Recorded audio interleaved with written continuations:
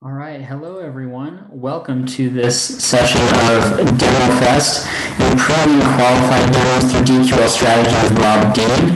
My name is Garrett Erickson. You've probably seen me before if you went to any of these yesterday. I'm with the Consensus team and I'll be facilitating this session.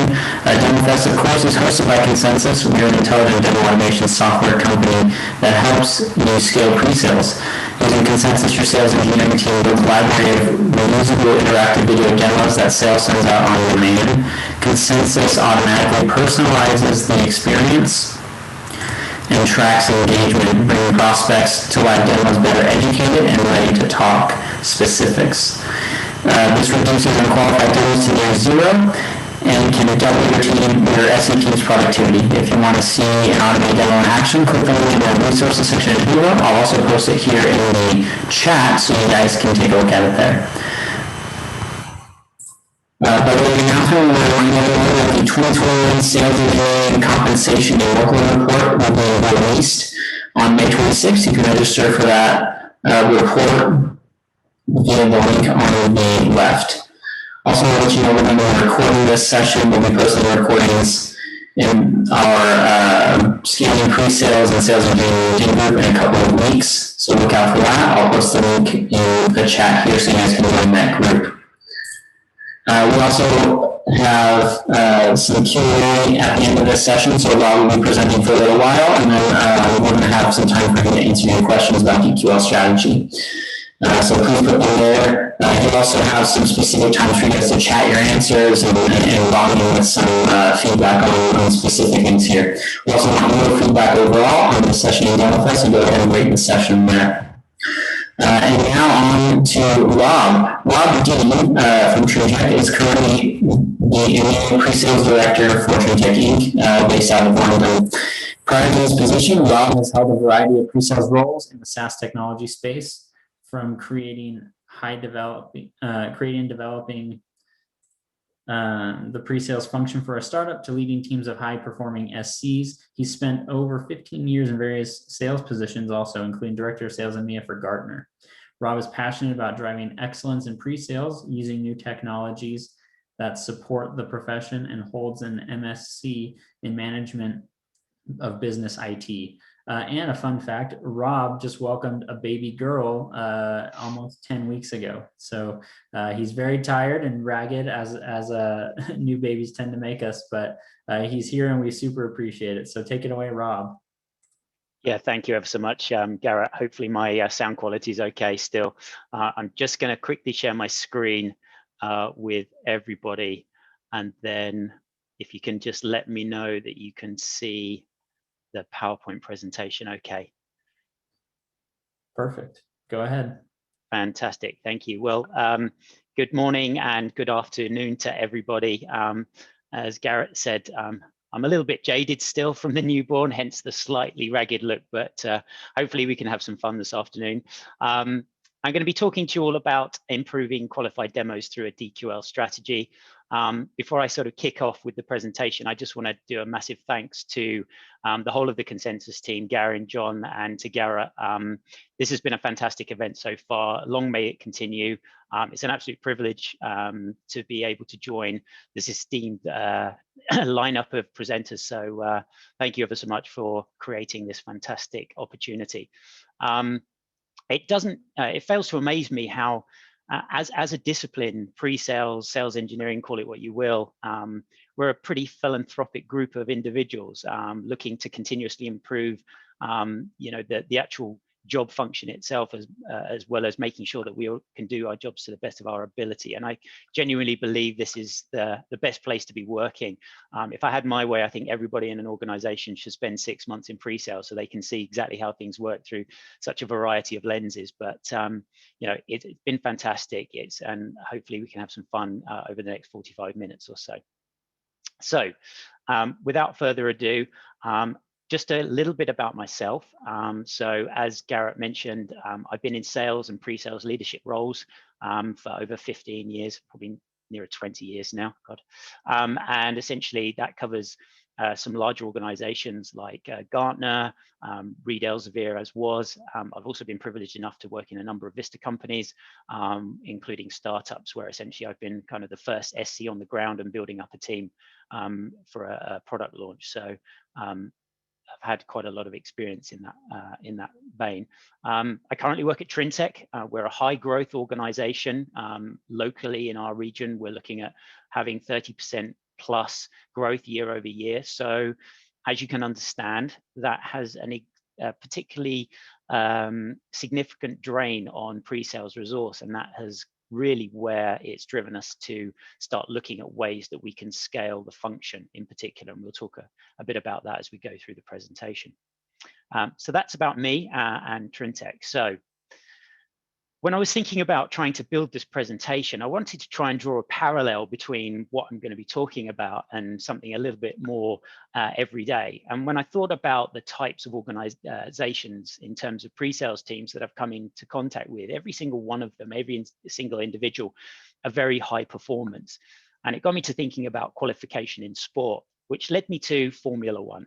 For those of you who are Formula One followers, obviously Formula One being a high octane kind of sport involving qualification, I thought this could draw a fascinating parallel. Essentially, there is a huge importance to qualification in sport, and in particular in Formula One, because essentially qualification takes place in 3 stages before you get to the big race. Okay, so stay with me. Imagine, if you will, that the big race, the actual final race, is going to be your demo. Those qualification laps that you have essentially give you an opportunity to think about how the track conditions are going to impact your performance, what the weather's going to do to the race. It gives you an ability to think about your engine management system, what sort of downforce is needed to make sure that the car performs to its best. And even things like, what tires are we going to be using based on the different conditions? And do we need to have a strategy in place to sort of change our tires at any point? And because of the nature of these 3 different stages, ultimately, the reality of trying to qualify as best you can is the goal is to be, obviously, at the front of the grid. It's to give you the greatest advantage in the final race, put you in pole position, if you will. And essentially, this is kind of what we're trying to do here. I'll be trying to draw a parallel really between those qualifying laps and the qualifying sessions that take place and where we are before we start thinking about a demo qualified lead strategy. And also, how do we use this demo qualified lead strategy to set ourselves up for success? So bear that in mind as we go through the presentation today. So this is what we're going to be talking through today. I'm going to start off in true Quentin Tarantino style by actually starting at the end. I'm going to give you an overview of where we are today, and then we're going to talk about how we got there. We're then going to be looking at, so I'm going to be setting the scene with you all. Then we're going to talk about how we adopted a demo qualified lead strategy. And then I'm going to finish off with some interesting side effects. So let's start with setting the scene. So where are we today? So as we've seen, the way that people consume content, on demand is a key term, particularly for those that want to consume content that's personalized, tailored, and flexible to when they want to view it. And we heard a lot yesterday about the need to be able to produce on demand and give people the flexibility on how they consume that content. And that's where we are today. We have on demand, early stage demos and value-driven content available through our Consensus platform. As a result of this, and as a result of our demo qualified lead strategy, over 95% of all of our demos are now qualified. And I'll go into what a demo qualified lead means to us, but it means that essentially the intent and the investment of that of the buyer or the buying committee is such that we can qualify that demo and tailor the demonstration to put ourselves in pole position and make sure that we're giving ourselves as best opportunities at success as possible. We've actually seen an increased win ratio. I'm going to talk a little bit more about this in the side effects part, but essentially we've actually seen and heard that the impact of using this strategy has had a direct impact on the winning opportunities that we're seeing now through our pipeline. We started off with a pilot rollout. I'm going to talk a bit more about that in a moment, but essentially we've now globally rolled out the entire strategy to our entire enterprise business line. Our enterprise business line, and you probably heard people talking about this kind of high touch approach, is where essentially we have a lot of interaction with the client to close a deal, longer sales cycles. And that means that essentially that qualification in the upstream pipeline is absolutely paramount and is indeed sort of impacting downstream opportunity win rates. Our mid-market business line is in the process of rolling out. So that's more of a lower touch, more self-service type product line. But again, because of the scalability and what they've seen through the pilot and the successes that we've had through the enterprise business line has meant that they're now embracing this kind of strategy. Finally, we've now got a cross-functional team all sort of buying into the strategy, but also into the platform itself. So having sales, pre-sales, marketing, our BDR and SDR functions are now all using this qualification medium to ensure that we're qualifying our pipeline as best as possible. So that's where we are today. You know, a ubiquitous kind of platform across the entirety of the business, increased win rates, and far more qualification in the upstream pipe. But essentially, we didn't start there. We had to build a business case, and I want to actually call out somebody who is no longer with my team, unfortunately, but a gentleman by the name of Tom Edwards. You may know him from authoring the Modern SC blog. He's also part of 2 Pre-Sales in a Pod. Tom was instrumental in building the business case and helping to implement consensus into our business. And essentially, during the course of building up the ROI and building up the business case, there are a couple of key metrics that came to light when we were looking at the impact on pre-sales using our prior approach. Now, I've thrown a couple of numbers up on screen, and here's where I'd like a little bit of audience participation, if I may. In the chat function, I'd like you all, if you can, or just a few of you, put into the chat function what you think these numbers represent, considering what we're talking about today. This is essentially talking about the use of sort of video automation and pre-sale scalability tool. What could this have meant when we were building our business case? Tom, you can't answer this because you know the answer, so don't spoil it for everyone. So I'm going to give you about 25, 30 seconds just to sort of throw some throw a few sort of suggestions into the chat. It would be interesting to see what you think those numbers represent.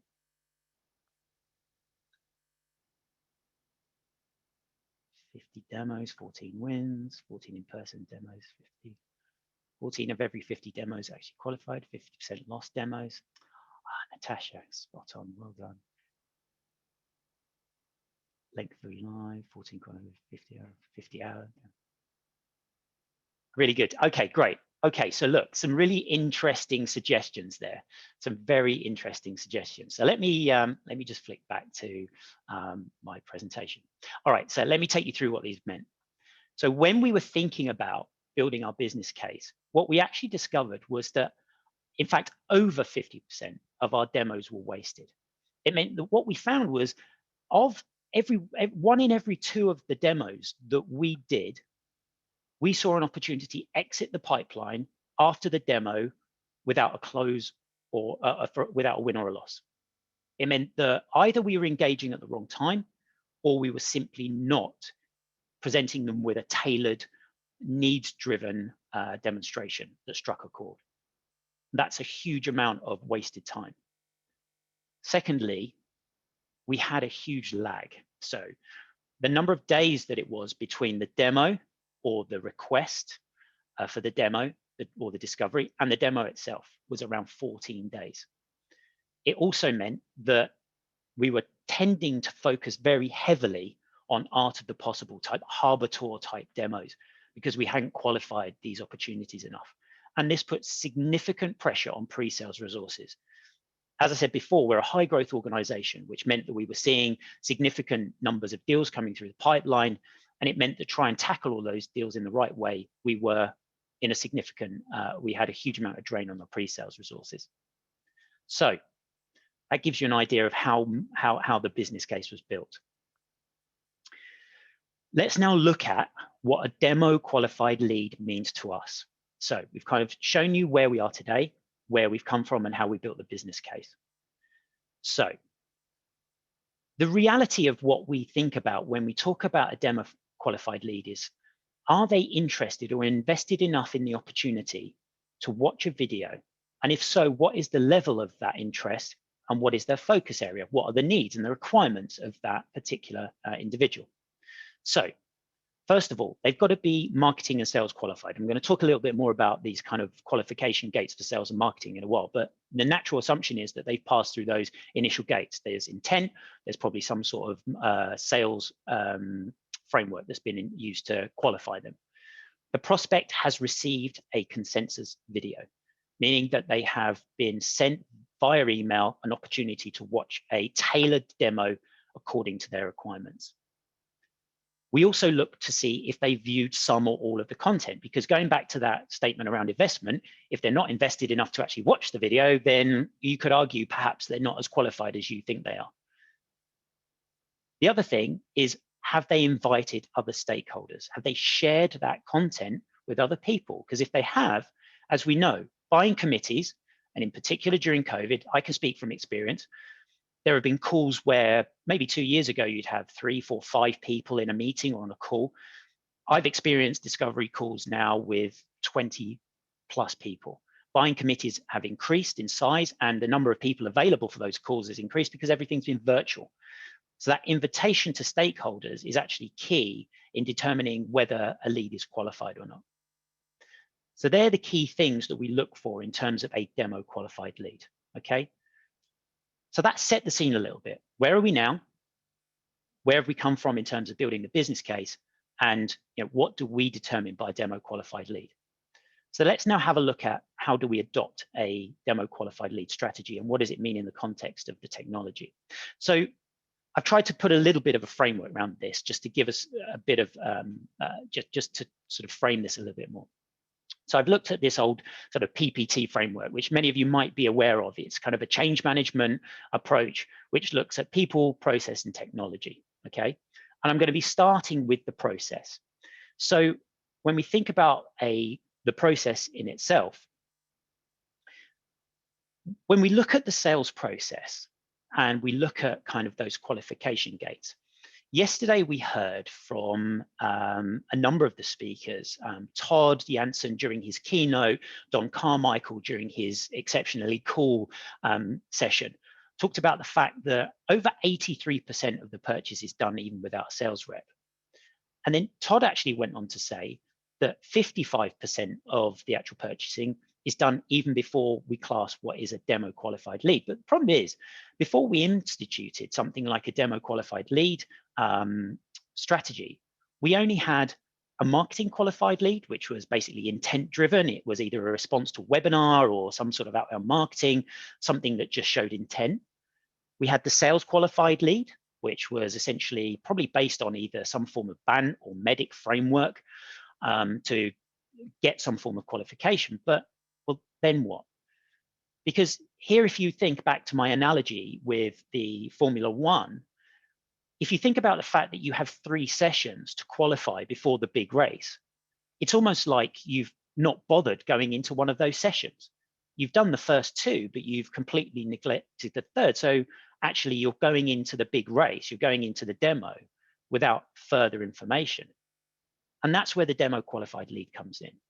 This is where using the analytics that you have, using the information that you're getting back from that demo qualification, means that you can start seeing much more of an understanding of what the buyer wants, where their pain points are, and what their intent is for, allowing you to tailor much more and qualify that demo.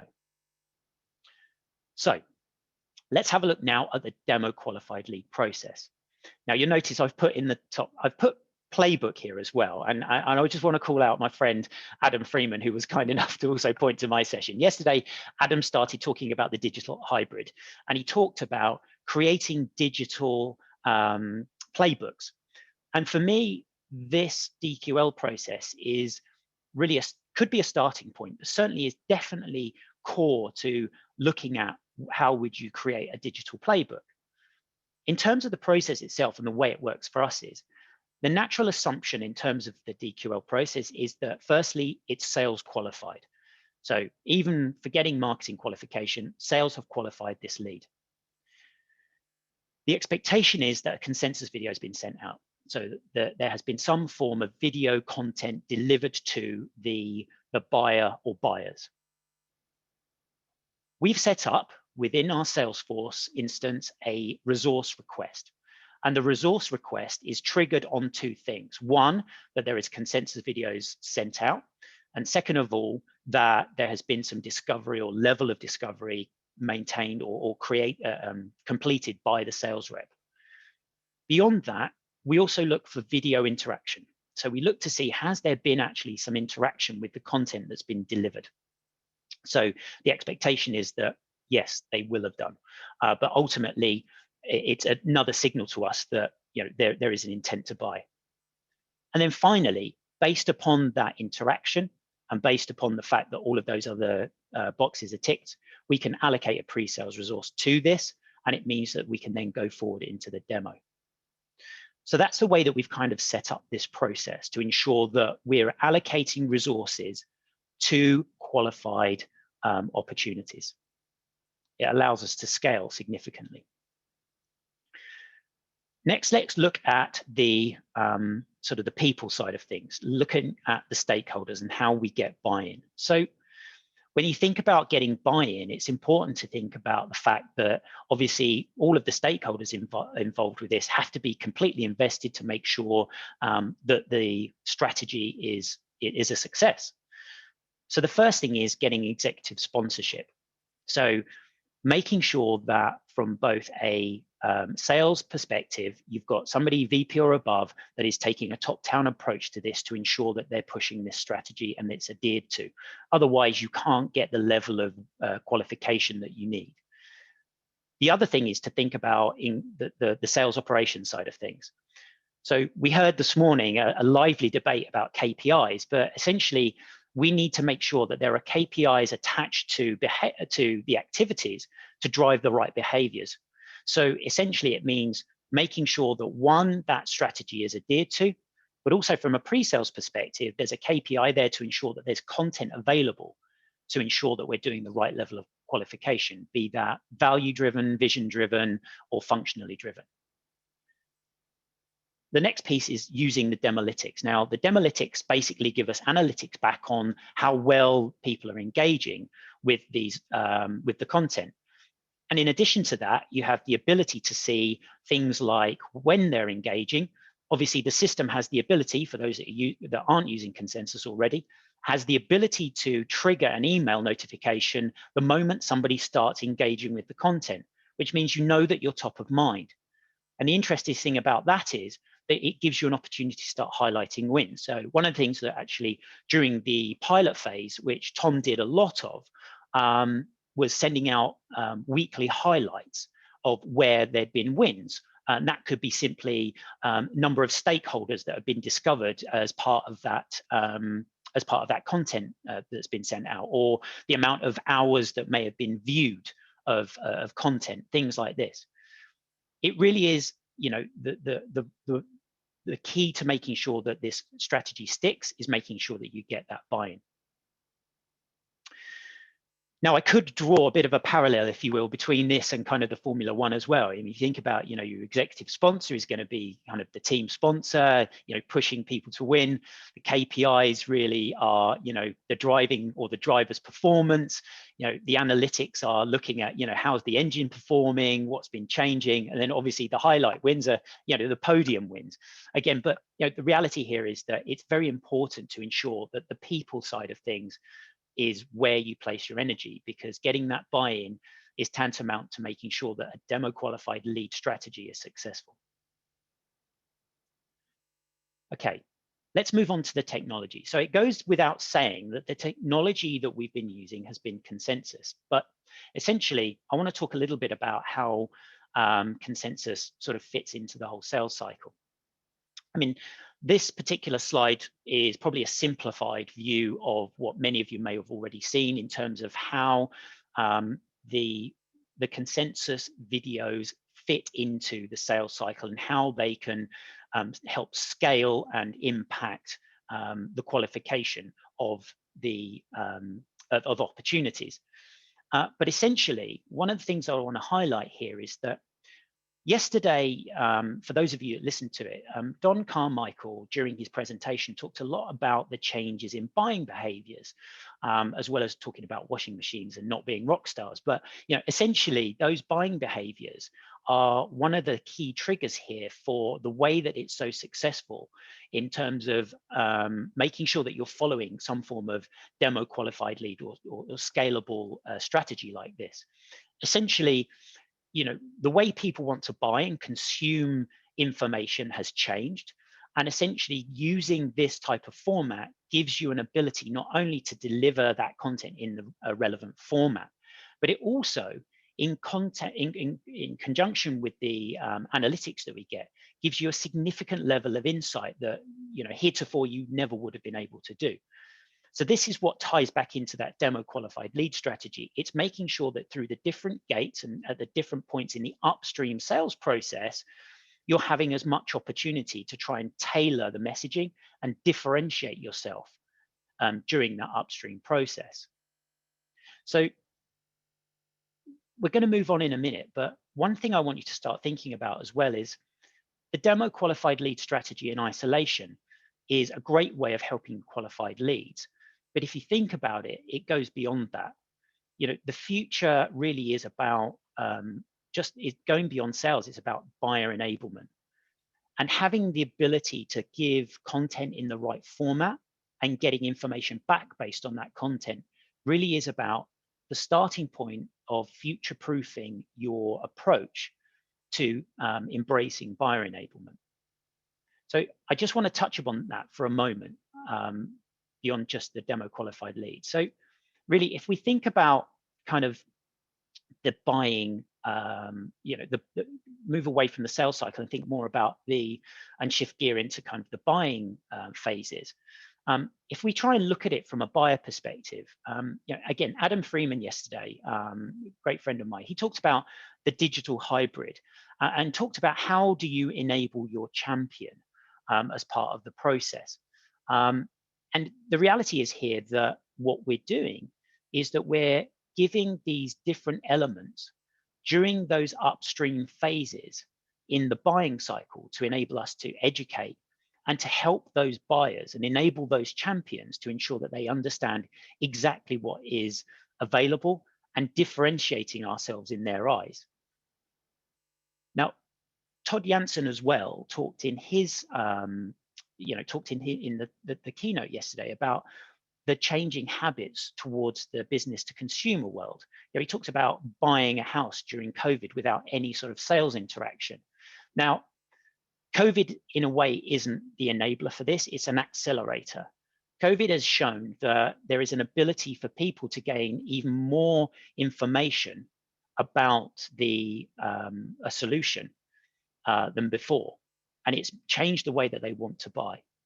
So if we think about this in the context of the buying phases, actually, we can take this beyond just simply upstream interactions to some more downstream elements. We can think about presenting information and content relative to things like proposals, relative to things like contract negotiation. So that demo qualified lead is tantamount to being successful because ultimately it's the start of which you're starting to really deliver information that is authentic, it differentiates, and ultimately is completely tailored to the requirements of that individual. A couple of years ago, just carrying on with the buyer enablement topic for a moment, Gartner actually put some information out regarding buyer enablement design principles. And what they looked at was that at a minimum, that the enablement content should be relevant, it should be easy, it should be useful, and it should be credible. And really two things there stick out to me, credible and useful, because both of those things play into a demo qualified lead strategy, because essentially what you're doing is you're trying to create more credibility in the upstream pipe, and you're trying to bring something to the buyer that is useful for them, or to your champion that enables them to take that back to the business. If we look at what else that needs to be, they defined the content as being shareable, providing confidence, aligning to the requirements of the customer, and most importantly, leading back to your differentiators. So I think this is really important, because if you think about this in the context of a demo qualified lead strategy, everything that we can see there, particularly in that bottom half, is exactly what we're doing here. We're trying to entice people to share with the buying committee and the stakeholders involved in the purchase. We're trying to give them the confidence that actually they're dealing with the right partner or potential solution provider. We're trying to align this to exactly the requirements and tailoring that content to their needs. And ultimately, everything we're trying to do is to put ourselves back into pole position, give ourselves that edge and success to put ourselves ahead of the rest of the pack on the grid. And that is essentially why I believe that the demo qualified lead strategy is one of the key parts of making sure that we are that gives you an opportunity to start embracing buyer enablement. Okay, so we've talked about where we are today. We've looked at how we built our business case, and we've looked at a bit at how we adopt a DQL strategy in the context of the process, in the context of people, and perhaps a little bit about the future of what a DQL strategy can present in the context of a business. Now let's think about some of the interesting side effects that we've seen as part of implementing this type of strategy. So the first thing is we've seen much deeper discovery. Interestingly, what we've seen is not just simply an increase or in the duration of discovery meetings, we've also seen an increase in the number. So there's been numerous occasions where we've not just had a single discovery session anymore, we've had multiple. And you'll see the, there's lots of different content out there about, discovery is a process. It's not just a single point in time. And this really feeds into the ability to start treating discovery in the sales context as more of a dialogue and much more of an ability to build credibility with the buying, the champion and your buying committee. Speaking of buying committees, the interesting thing is that we've seen huge amounts of stakeholder engagement by using this particular strategy, where we've used the demo qualified leaders as a gate for discovery or demos. The reality is that more people are getting to see that content because the initial people are sharing it because it's relevant and it's credible.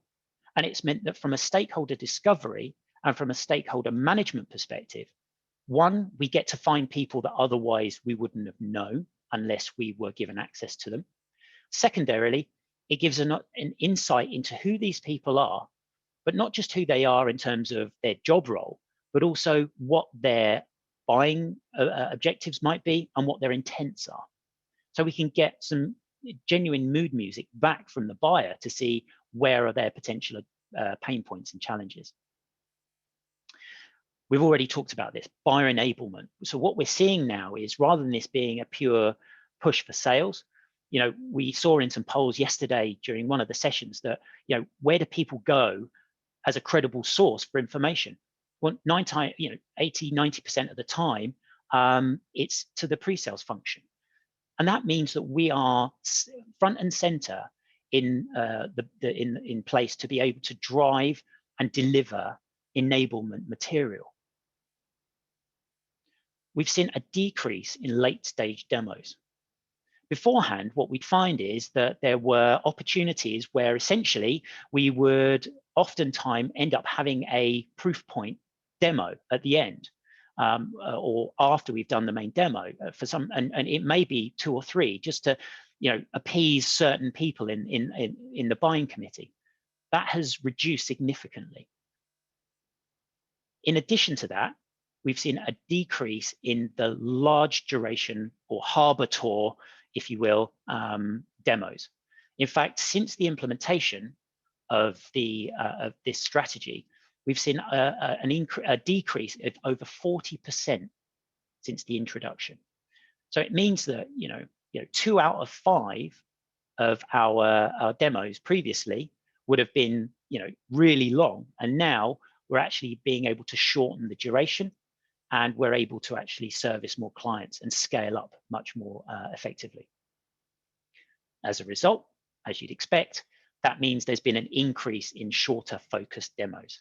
So those shorter focused burst demos are completely reliant upon the fact that we've got that information about the buyer. We've got those analytics back. We've seen their intent. We understand kind of their requirements, and we're able to tailor the demo a lot more. Key piece here, focusing purely on differentiators. We've actually seen that this has been cited as a reason for win and a key differentiator in the sales cycle on numerous occasions now. So it's actually something that is being proven out by the client and customer base that we have. Interestingly, we've also seen a bit of a sideline in terms of internal enablement. Where we've taken this strategy forward, because of the level of content that's being generated by the pre-sales function across the globe, that information feeds back into enabling both our own pre-sales and our own sales teams. So actually, it has a dual purpose, and that's really interesting. Finally, we've also seen an enhancement to the SDR role. So I don't know how many organizations out there have SDR roles as well as BDR roles, but the sales development role has been sort of curated out of the BDR role and an account executive, if you will. And what they're looking to do is build a highly qualified upstream pipe, but taking it a little bit further into almost a pipeline stage. Now, what this has been able to do by deploying this demo qualified lead strategy, it means that these individuals are actually able to qualify their upstream pipes to such an efficient degree that actually when it comes to the transition to hand over to the account executive, that you have a very, very highly qualified opportunity, which we're starting to see now reap dividends in terms of win ratios, as I said before.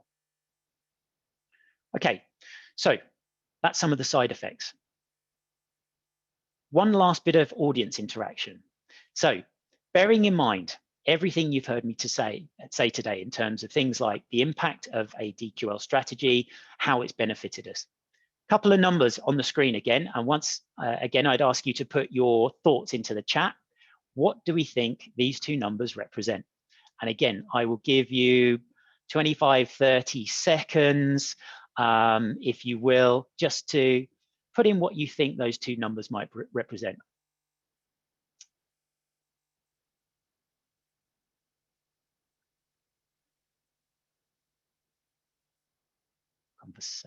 Conversion rates, reduced harbor tours, okay. Interesting. Yeah, thanks, Adam. You're absolutely right. Adam said it's how I feel is on the left and my actual age on the right. Thank you, Adam. You're absolutely right. Regained hours of pre-sales time and 40% increase in revenue. All right, look, let me put you out of your misery. Let me put you. Yeah, thanks, Tom. It is better the other way around, actually. You're right. So let me put you out of your misery. The 105 is the number of stakeholders that have been discovered in the last whole month, so during the month of April. And 40 is the number of hours view time that we had of the content during the same month. So to put that into perspective, that's 105 stakeholders we didn't know about, and a working week, well, depending on your working philosophy, of course, whether you adhere to an 8-hour day or not, but a 40-hour view time. So that's 40 hours above and beyond anything that we've done to get interaction with potential buyers. And if that doesn't give you an insight into why this is as powerful as it is, I'll leave you with this image. The idea behind what I've tried to take you through today is give yourselves an advantage, put yourselves ahead on the grid, and differentiate yourself in the final race. Use the qualification to your advantage to make sure you are ahead of the rest. And I fully believe that based on what we've seen, this is a relevant opportunity for all organizations out there. So finally, thank you all for your time. I hope you found it interesting. I hope that, perhaps some of you might want to continue the conversation offline. Feel free to zap the QR code on the screen here if you want to connect with me, or you've got my details there. But thank you all for your time, and perhaps now we can take some questions, Garrett. Yeah, wonderful. First off, is my sound coming through okay this time, audience? Just making sure we're not going to have a repeat at the start. Yeah, we can hear you okay, Garrett. All right. Awesome. All right, let's go into the Q&A. And here's one that I really like that's gotten a lot of upvotes. And it has to deal with what you had talked about, getting everyone, all the stakeholders on board. So how did you manage and your team manage to get the sales team to buy into the idea of an additional stage in the sales cycle? And what pushback did you encounter? So the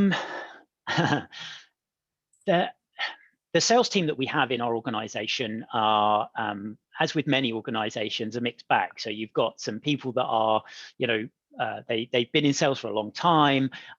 They've got a very kind of set kind of formula to being successful, albeit that they adapt to the kind of sales process of the organizations, along with what we class, and you may have heard this term, HEPLs, which are high performing entry level.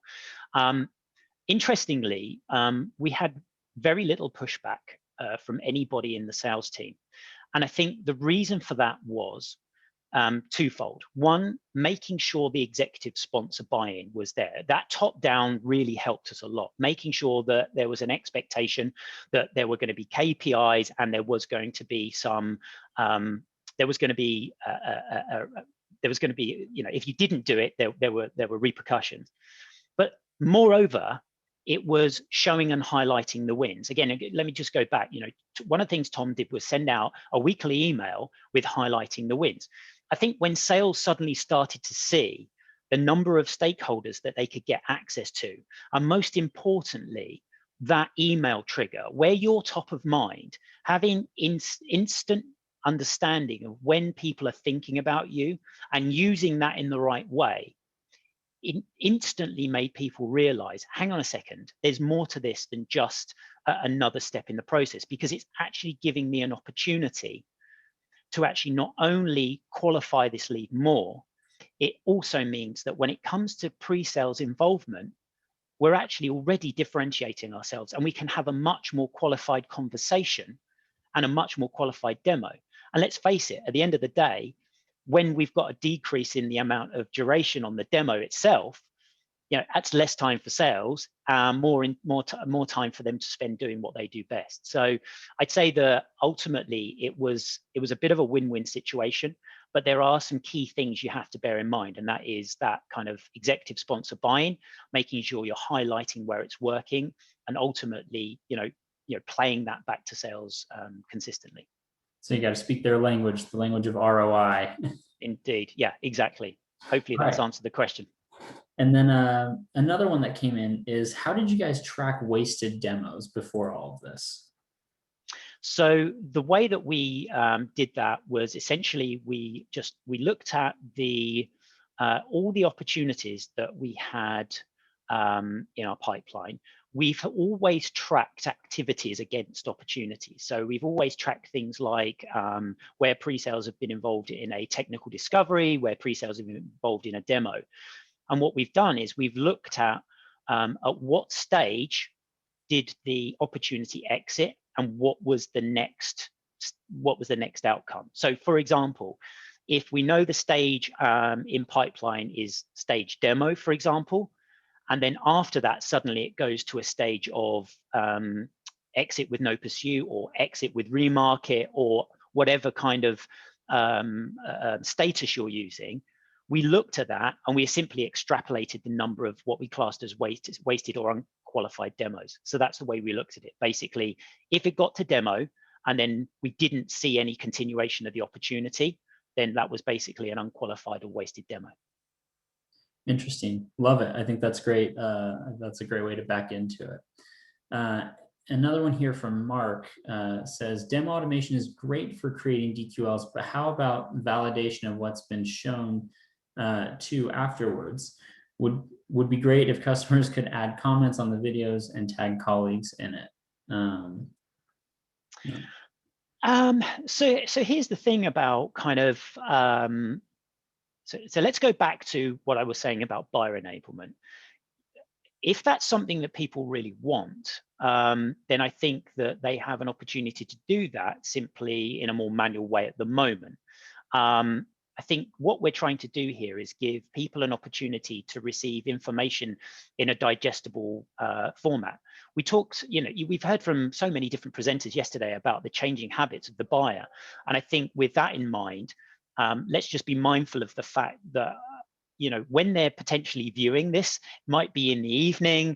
I'll go back to that statistic about the 40 hours we've had.